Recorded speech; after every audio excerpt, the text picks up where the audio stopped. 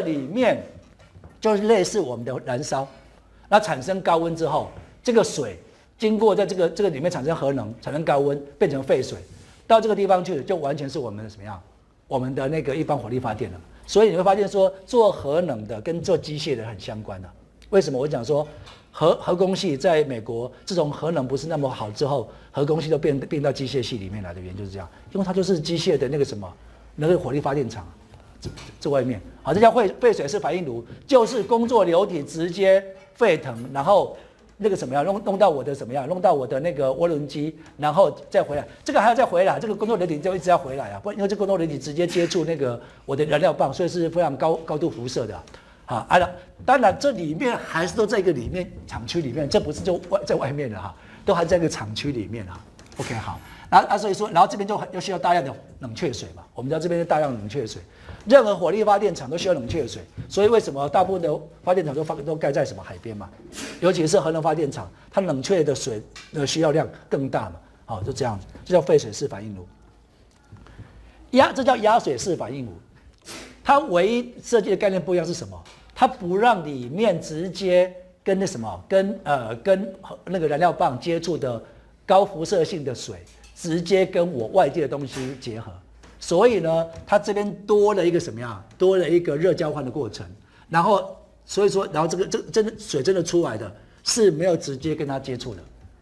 当初的想法是什么样？是讲说这样子是不是比较可以防止辐射线的外线，对不对？当然这个有它的好处，但是坏处就是说，它在里面的结构就变得更复杂了。因为在这里面基本上你是很少进去的，除了大修之后你才会进去里面看一看，不然的话你在里面是几乎不太会进去的。所以说你在这里面机构越多的话，它可能产生的损害的原因可能会越大。所以说也不一定是废水式反应炉比较好，或是外水式反应炉比较好，就看看每个公司它设计的什么样理念不一样。不过呢，基本上都是什么，都是火力发电厂，对不对？好，为主体，这个就是我们讲说，一般你看到那个看到火力发电厂那个外面的为主体，你看基本上空间都蛮大的。这个是一个什么？我们就这所谓的反应炉，什么事情都在里面发生，然后这里面充满了水。为什么？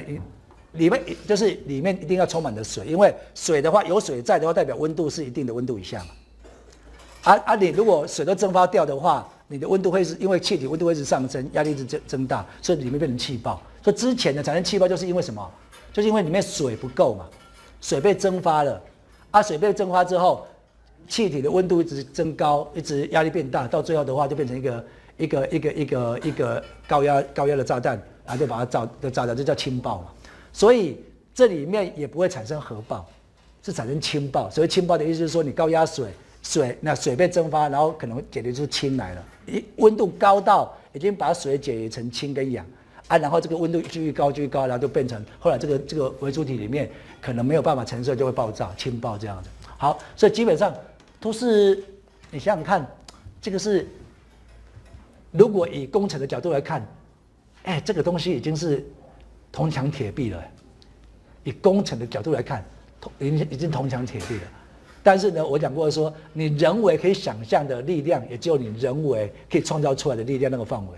大自然产生的力量，恐怕不是你人为可以想象的。所以都是要遇到问题才会知道说我该设计到什么地方。比如说我们常讲说我们在设计那个什么那个下水道或是排洪道，说什么100年洪水周期、200年洪水周期已经觉得很够了。哪一天来个88水灾就知道说200年不够，然后我们再加个300年。然后有时候可能就是说因为气候变迁已经完全水文资料已经变了，所以你现在设计完全不够了，要重新来设计了。所以变成说我们工程来讲说我们会促使让可以想象到的问题，或是已经发生的问题，我们不要让它发生。但是没有发生的问题，就完全不知道。那时候我们就要赌说，没有发生的问题会不会发生，或是什么时候会发生这样的。这就是一个所以这个看一下这个基本上为主体里面是还蛮坚固的。